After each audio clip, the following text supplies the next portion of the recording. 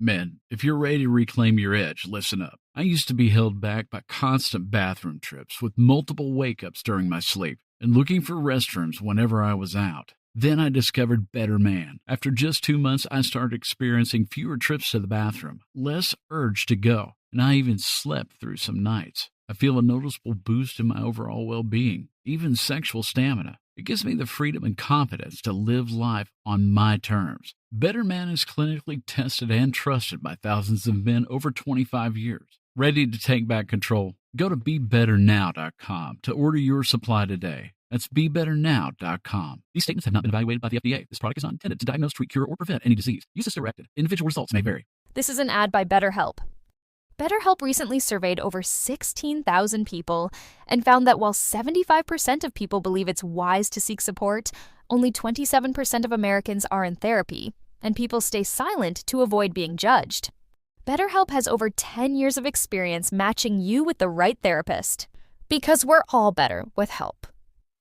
Visit BetterHelp.com/stopthestigma for their first ever State of Stigma report, the latest in mental health research. Hidden ways that financial coercion and control can happen within relationships, even when women are making their own money. Now, there is the side of it where I have seen this many times before, and it does happen very commonly, where they are the primary breadwinner, they control all of the finances, and then you are a stay-at-home mom, not having your own income, whether it was that you chose to stay home with kids or felt pressured to stay home with kids, or your own career was never put on the front burner. There's many reasonings why this happens, but that's more of obvious, although maybe it's not even obvious if you're dealing with it, not understanding that excessive control and coercion and pressure and guilt and conflicts around money are not normal. Money is the number one reason why marriages end. So it is a hot topic. It is something that can cause divorce in itself. But when we're dealing with narcissistic individuals or toxic, abusive, controlling individuals, they use money as a way to have power over. And so if that's you and you're in that situation, then all I can tell you is to make it your mission to get yourself in a better financial position. But this episode is for you if you already are making money and you have a job or you work or you have a business, but there is financial coercion and control going on that might be hidden and sneaky, and it's often missed. And this is especially relevant for ambitious, self-earning, driven women who have businesses or excel in their careers. Financial abuse isn't just about controlling bank accounts, but it's about having power over.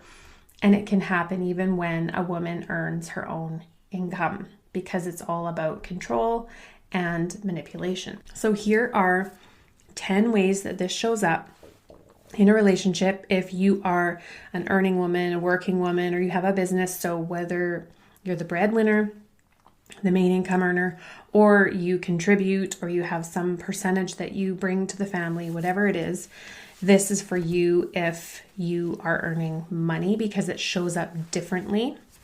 And what can happen is that you are constantly spinning your wheels trying to be enough, do enough. You could be trying to excel in your career and business, but they are undermining you by neglecting, by being absent, by making things difficult, especially when you have children. And so the way that they're controlling you is your ability to be able to build your own thing and show up for work or show up in your business. And not only that, but they're emotionally controlling you and all these things. So there's so much here. So number one is they'll guilt trip you for earning more. This is, maybe you're not seeing all of these, but if you're seeing a few of these, this is a very big indicator that you are experiencing this. So number one is guilt tripping you for earning more. So they might say things like, what, you think you're better than me now? Or you think you're so great, like get off your high horse, or I've been paying for everything for X many years. So, you're basically in arrears and your money means nothing. Like you'll kind of get that vibe of no matter what you do, it's never enough, and they never see you as enough. But if he's threatened, emasculated, or angry when you succeed, then he's using emotional manipulation to make your success feel like you're betraying him. Number 2 is undermining or mocking your financial goals or the things that you're going toward. So you might hear things like, you don't need to invest in that coaching program, you're always wasting money on your business or personal growth crap. When he dismisses your ambitions or makes fun of your spending or acts like your financial decisions are dumb or immature or dangerous or stupid, it's really more about destabilizing your self-confidence and making you guess your ability to make good financial decisions. So you might be someone that thinks, I don't make good financial decisions, or that you have to go to them to ask for permission to make financial decisions. And that is a big red flag. And this is especially true, as I said, if you're earning your own money.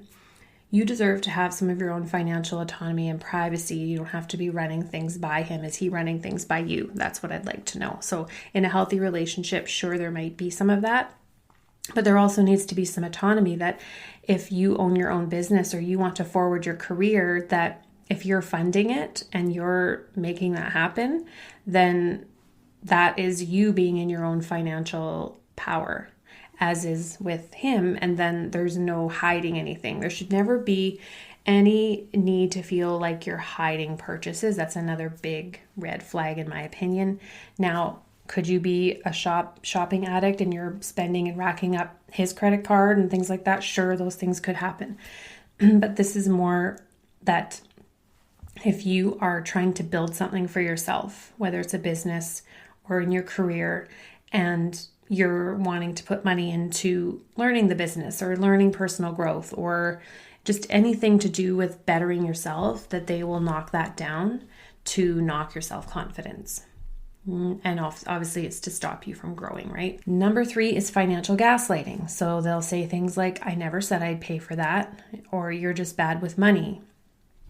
They'll deny previous agreements, will withhold information, or make you feel incompetent with finances, even when you may know your stuff and you think you do pretty good with going to the store and doing your best to shop within your means. And you're not going out just being frivolous with money. This tactic is an erosion of your self-trust. Number 4 is keeping you financially just comfortable enough. Even if you make your own money, he might sabotage your time or energy so you can't grow, as I said. He will guilt trip you into paying for everything, and he'll expect you to contribute equally while he slacks off. So this might even be, you need to contribute equally to the finances and 100% to the children and the home and everything that goes on under this roof, because I work and you just have this little business and you're working from home, and so you should just be here to do everything else. You might hear something like that. Now, since COVID, I know there's a lot of women still that are working from home, and that never changed, or you've chosen to have a work from home position to work around kids, or you're an entrepreneur that works from home building your business around your children. So this dynamic can show up because you are trying to build something for yourself and they're sabotaging it in their own covert ways. And so it makes it hard to see, where you just like spinning your wheels, you're trying, and then they use that very thing against you to make you feel like crap.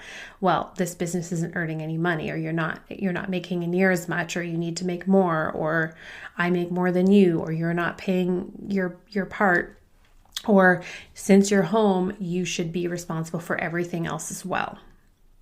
That is a double bind, and that can leave a lot of women spinning, because then you know, when you're home with sick children, you're on the hook for that. Whether you had a day full of meetings, you had to go to work, or you had clients, all of a sudden now you have to shut all that down and tend to your children while they get to just go off to work. None of their stuff is being compromised. And this is what you will find in these situations. There's not any of that teamwork of like, oh, you have a day full of calls, you have some important meetings today. All right, well, let me see what I can do for work, or let me see if I can get someone to come and look after the kids or take the kids so you can do these meetings. It's none of that. It's like, well, you're on your own. I've got to go to work. And so that is a really difficult thing to deal with, because it does undermine your ability to succeed. And you have to get through that entanglement and see your way through and have razor sharp vision around what it is that you need to do and to stop allowing that to be the thing that stops you. They'll also, so when they're expecting you to contribute financially, they're only doing the bare minimum, if anything. So this keeps you exhausted and depleted and definitely not in your power or clear-headed. Number 5, using debt or joint finances as leverage. So they might say things like, we're in this together, you can't just leave, or you owe me everything after all I've done for you or everything I've paid for. He may weaponize shared accounts, debts, or business ties to trap you emotionally or legally. Number 6, demanding access to your accounts or justifying surveillance. If you're not hiding anything, why can't I see your bank statements? You might hear something like that. So it becomes an accusation that you are hiding something when it's just that you want your own autonomy, your own privacy, which you are entitled to. And again, there should be transparency in relationships with money to some degree with the joint finances. This isn't really a conversation about what that should look like in a healthier, more balanced relationship.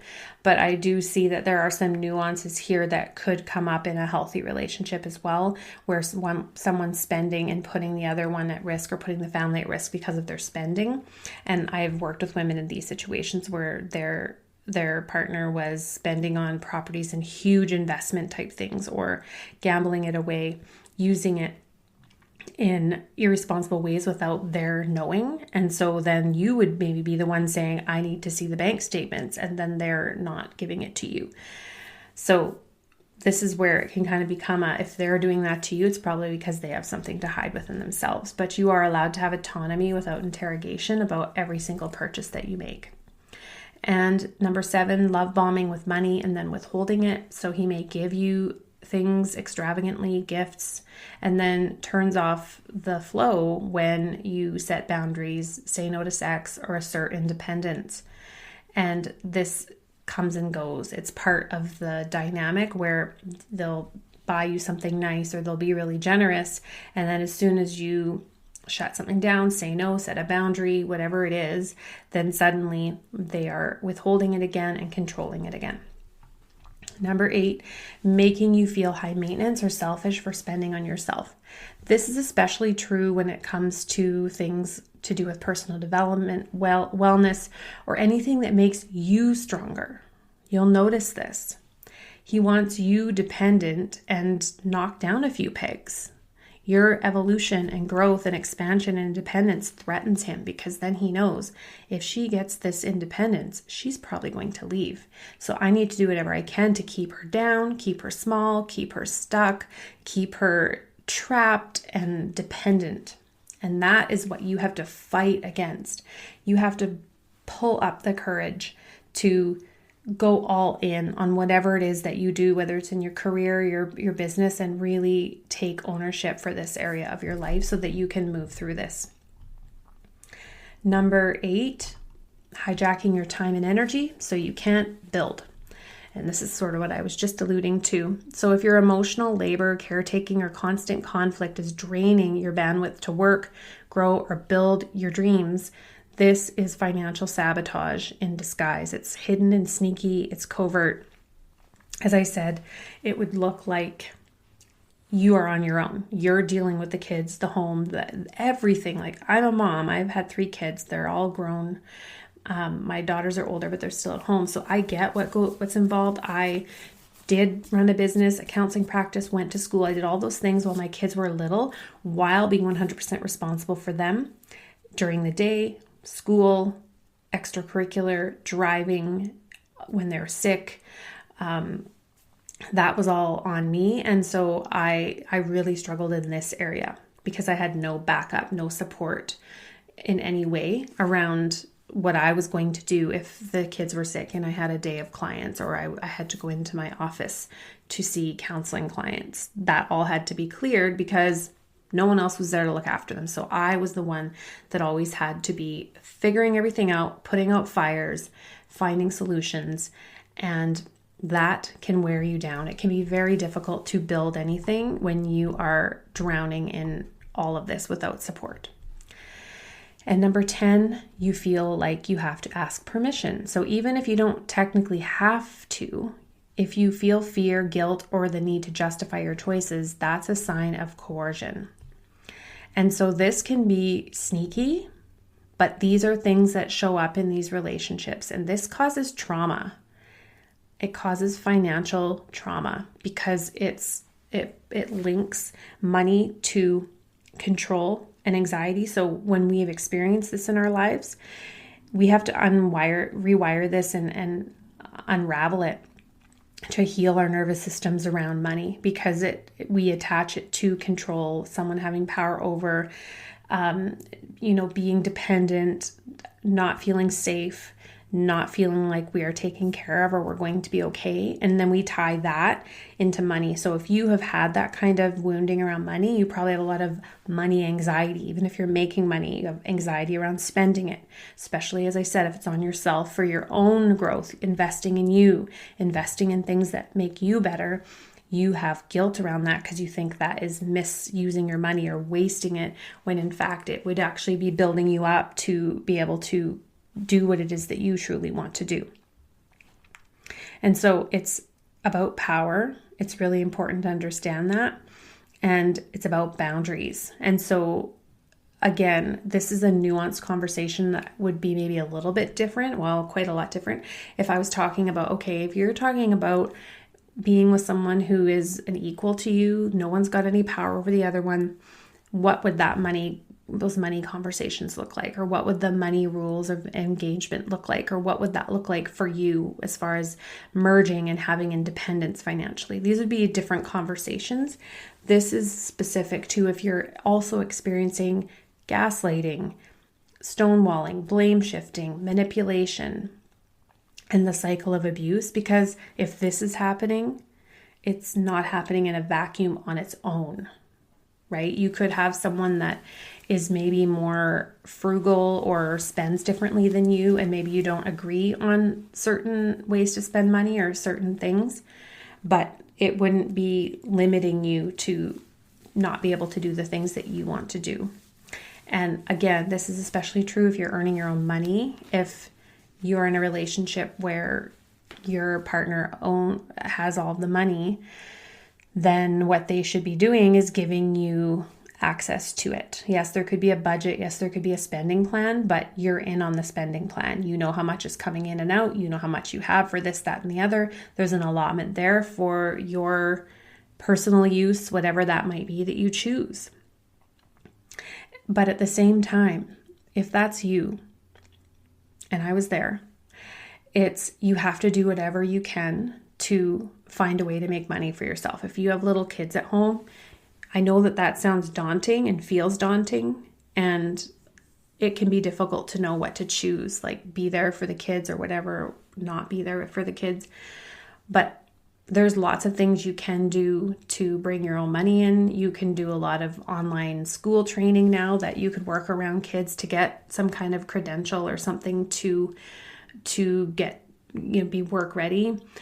There are lots of businesses or a lot of successful women who have young kids and businesses that they run from home. I am one of them. And it's one of those things that you have to want very much for yourself to break that legacy. I hope this episode has been enlightening for you. And if you'd like to take some next steps around finally figuring out your relationship situation for good and take back your power, check out my starter course. This is a bundle of boot camps and classes that is going to educate you on the cycle, your patterns within the cycle, the parts of you that keep engaging in the cycle to help you get empowered.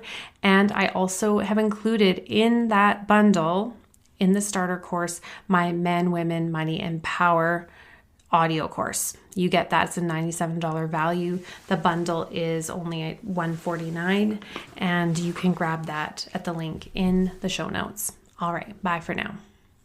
Men, if you're ready to reclaim your edge, listen up. I used to be held back by constant bathroom trips with multiple wake-ups during my sleep and looking for restrooms whenever I was out. Then I discovered Better Man. After just 2 months, I started experiencing fewer trips to the bathroom, less urge to go, and I even slept through some nights. I feel a noticeable boost in my overall well-being, even sexual stamina. It gives me the freedom and confidence to live life on my terms. Better Man is clinically tested and trusted by thousands of men over 25 years. Ready to take back control? Go to BeBetterNow.com to order your supply today. That's BeBetterNow.com. These statements have not been evaluated by the FDA. This product is not intended to diagnose, treat, cure, or prevent any disease. Use as directed. Individual results may vary.